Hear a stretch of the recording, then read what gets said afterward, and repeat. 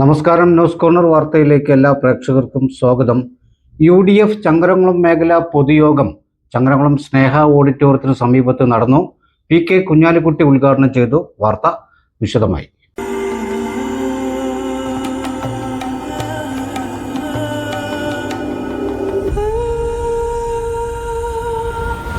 ചരിത്ര Vivah bridal collections by Shobhika Weddings. Chithra gold and diamonds, Changaramkulam and Edappal. Sunrise Hospital. Care beyond cure.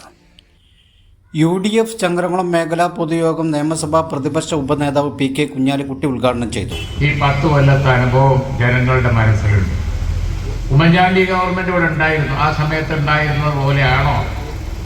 നമ്മൾ നിഷ്പക്ഷമായി ഒന്ന് ചിന്തിച്ചാൽ മതി. ഇവിടെ നവാസ് നാഗം പറ്റി പറഞ്ഞു, അത് പാവങ്ങളോട് അനുഭാവമുള്ള ഒരു ഗവൺമെൻറ്റായിരുന്നു, സാധാരണക്കാരോട് അനുഭാവമുള്ള ഒരു മുഖ്യമന്ത്രിയായിരുന്നു. വലിയ മൈതാനിയിൽ ഇറങ്ങി നിന്ന് എത്ര ആയിരക്കണക്കിന് സാധാരണക്കാരെ ഒരേ സമയം കാണാനും അവിടെ പെറ്റീഷൻ വാങ്ങാനും അതിൻ്റെ പുറത്ത് ഓർഡർ ഇട്ട് കൊടുക്കാനും കഴിയുന്ന മുഖ്യമന്ത്രിയായിരുന്നു കേരളത്തിൻ്റെ മുഖ്യമന്ത്രി. UDF ഉണ്ടായിരുന്നു. ഞാൻ ഉറപ്പിച്ച് പറയുന്നു, UDF ഭരണം വന്നാൽ അതേ സ്ഥിതി ഞങ്ങളിവിടെ തിരിച്ചു കൊണ്ടുവരും, ഒരു സംശയവും വേണ്ട. സാമ്പത്തിക പൈസ ഇല്ല എന്നാണ് പറയുന്നത്. ആശുപത്രിയിൽ ചികിത്സ കൊടുക്കാൻ പാവങ്ങൾ വലിയ വലിയ ക്യൂ, ഓപ്പറേഷന് വേണ്ടി മാസക്കണക്കിന് കാത്തിരുന്നാലും നടക്കൂല. എല്ലാ കാത്തിരിപ്പും കഴിഞ്ഞ് ഓപ്പറേഷൻ ദിവസം വന്നാൽ ഡോക്ടർ പറയാണ് നൂലില്ല, പഞ്ഞില്ല, മരുന്നില്ല. പിന്നെ എന്തിനാ അവിടെ ഇരിക്കണ, കഴിയൂലെങ്കിൽ വേറെ പണി നോക്കിയാൽ പോരെ എന്ന് ആളുകൾ ചോദിക്കുന്നത് വെറുതെ അല്ല. PT അജയ് മോഹൻ, MSF സംസ്ഥാന പ്രസിഡന്റ് PK നവാസ്, സിദ്ദിഖ് പന്താവൂർ, അഷ്റഫ് കോക്കൂർ, ജില്ലാ പഞ്ചായത്ത് ചങ്ങരംകുളം ഡിവിഷൻ UDF സ്ഥാനാർത്ഥി അഷർ Perumukku, CM Yusuf, PP Yusuf Ali, Nahir Alunkal, PT Khader, MK Anwar, Shanavas Vattathur, Basheer Kakkadikkal, Muraleedharan, EP ഏനു തുടങ്ങിയവർ സംസാരിച്ചു. 10 വർഷമായി നമ്മുടെ കയ്യിൽ നിന്ന് നഷ്ടപ്പെട്ട നന്നമുക്ക് പഞ്ചായത്തും കഴിഞ്ഞ 5 വർഷമായി നമ്മുടെ കയ്യിൽ നിന്ന് നഷ്ടപ്പെട്ട ആലപ്പുഴ പഞ്ചായത്തും തിരിച്ചു പിടിക്കണമെന്ന് എൻ്റെ പ്രിയപ്പെട്ട എൻ്റെ മുന്നിലിരിക്കുന്ന നിങ്ങളുടെ മുഖത്ത് നോക്കിയാൽ എനിക്കറിയാൻ സാധിക്കും. അതിനുള്ള ഉറച്ച തീരുമാനവുമായിട്ടാണ് നിങ്ങൾ ഓരോരുത്തരും ഇവിടെ വന്നിരിക്കുന്നത്. ഇവിടെ വികസന പ്രവർത്തനങ്ങൾ കൊണ്ടുവരാൻ ഐക്യ ജനാധിപത്യ മുന്നണിക്ക് സാധിക്കൂ എന്ന് ഉറച്ച വിശ്വാസമുള്ളത് കൊണ്ടാണ് ഇവിടെ നിങ്ങളെല്ലാവരും നല്ല ആത്മവിശ്വാസത്തിലാണ് ഇവിടെ ഇരിക്കുന്നത്. ഈ ഗവൺമെന്റിനെ കുറിച്ച് പറയുകയാണെങ്കിൽ 2, 4, 6 ദിവസം പോരാ, അത്രയധികം പറയാനുണ്ട്. 2 കാര്യമാണ് ഞാൻ പറയാനുള്ളത്. ഒന്ന്, ശബരിമല അയ്യപ്പന്റെ സ്വർണം കട്ട ആ കള്ളന്മാരെ ഈ മണ്ണിൽ നിന്ന് തുടച്ചു മാറ്റാൻ ഈ തെരഞ്ഞെടുപ്പ് നമ്മൾ തയ്യാറാവണം. സ്വർണ്ണപ്പാളി കക്കുക, എന്നിട്ട് CPM സംസ്ഥാന ജനറൽ സെക്രട്ടറി പറയാ അയാൾ എന്ത് ഭാഷാന്നുള്ള അയാൾക്ക് തന്നെ അറിയില്ല, ഡ്രില്ല് ഭാഷ പോലും അല്ലാന്ന് തോന്നുന്നത്. അദ്ദേഹം മീഡിയകളോട് പറയാ സ്വർണം കാക്കാൻ തിരുവിതാംകൂർ ദേവസ്വം ബോർഡ് പ്രസിഡന്റായി പത്മകുമാറിനെയും വാസുവിനെയും ഞങ്ങൾ വെച്ചത് സ്വർണം കാക്കാനാണ്. പക്ഷെ അവർ വേണ്ട വിധത്തിൽ അത് കാത്തില്ല എന്ന്. ആ പത്മകുമാർ ഇന്നും ആ പാർട്ടിയിലെ ഒരു മെമ്പർ.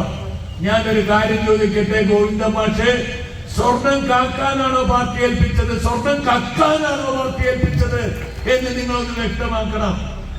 നമ്മൾ പറയുന്നത് ഇത് കേരളം ഭരിച്ചുകൊണ്ടിരിക്കുന്ന പിണറായി വിജയൻ സർക്കാരിന്റെ വിലയിരുത്തുന്ന ഒരു തെരഞ്ഞെടുപ്പാണ്. 1956 കേരളം ഉണ്ടായത്. 57 രാജ്യത്ത് EMS നമ്പൂതിരിപ്പാടിന്റെ മന്ത്രിസഭ രാജ്യത്ത് അധികാരത്തിൽ വന്നു. കേരളത്തിലെ പ്രഥമ മുഖ്യമന്ത്രിയായി സഖാവ് EMS വന്നു. 22ാമത്തെ മുഖ്യമന്ത്രിയാണ് ശ്രീമാൻ പിണറായി വിജയൻ. 21ാമത്തെ മുഖ്യമന്ത്രി പിണറായി വിജയന്റെ 1ാം ഗവൺമെന്റ് ആണ്.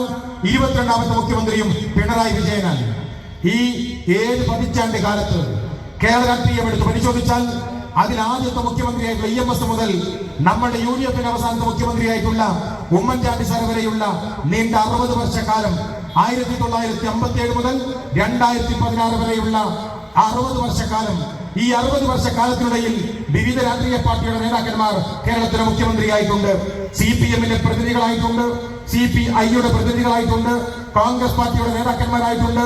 കുറഞ്ഞ കാലം മുസ്ലിം ലീഗിന്റെ പ്രതിനിധിയും കേരളത്തിന്റെ മുഖ്യമന്ത്രി പദം കൈകാര്യം ചെയ്തിട്ടുണ്ട്. നിങ്ങൾക്കറിയാം, ഈ 60 വർഷത്തിനിടയിൽ ഉമ്മൻചാണ്ടി വരെയുള്ള EMS മുതൽ ഉമ്മൻചാണ്ടി വരെയുള്ള ഈ 60 വർഷത്തിനിടയിലെ 20 മുഖ്യമന്ത്രിമാരുടെ കാലഘട്ടത്തിനിടയിൽ കേരളം എന്ന് പറയുന്ന ഈ സംസ്ഥാനത്തുണ്ടായ ആകെ കടബാധ്യത എന്ന് പറയുന്നത് 1.75 ലക്ഷം കോടി രൂപയാണ്.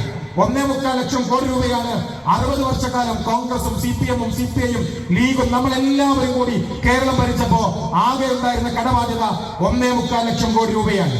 എന്നാൽ DYFI-കാരന്റെ ശബ്ദം ശ്രമിക്കുന്നുവെങ്കിൽ എന്റെ ശബ്ദം കേൾക്കുന്ന CPM-കാരോട് ഞങ്ങൾ പറയാൻ ആഗ്രഹിക്കുന്നത് 9.5 വർഷക്കാലമായി പിണറായി വിജയൻ കേരളം ഭരിക്കുന്നു. 9 വർഷമായി പിണറായി വിജയൻ കേരളം ഭരിക്കുന്നു. ആദ്യത്തെ 9 വർഷത്തെ ഭരണം പൂർത്തീകരിക്കുമ്പോൾ കേരളത്തിന്റെ കടബാധ്യത എന്ന് പറയുന്നത് റിസർവ് ബാങ്ക് ഓഫ് ഇന്ത്യയുടെ 2024 മാർച്ച് മാസത്തെ റിപ്പോർട്ട് പ്രകാരം 4.3 ലക്ഷം കോടി രൂപയാണ്. 60 വർഷക്കാലം മാറി മാറി ഭരിച്ച ഭരണാധികാരികൾ 60 വർഷക്കാലം ഭരിച്ചിട്ട് ആകെയുള്ള കടബാധ്യത 1.75 ലക്ഷം കോടി രൂപ. പക്ഷെ കേവലം 9.5 വർഷം പിണറായി വിജയൻ കേരളം ഭരിച്ചപ്പോ ആ ഭരണകൂടത്തിന്റെ കടബാധ്യതയായി കണക്കാക്കപ്പെട്ട റിപ്പോർട്ട് പുറത്തു വന്നത് 4.3 ലക്ഷം കോടി രൂപയാണ്. ഈ ധൂർത്തും ധാരാളിത്തവും കാണിക്കുന്ന ഒരു ഗവൺമെന്റിനെ കേരളത്തിൽ ചോദ്യം ചെയ്യപ്പെടുന്ന തെരഞ്ഞെടുപ്പാണ് ഈ വരാനിരിക്കുന്ന തെരഞ്ഞെടുപ്പ്.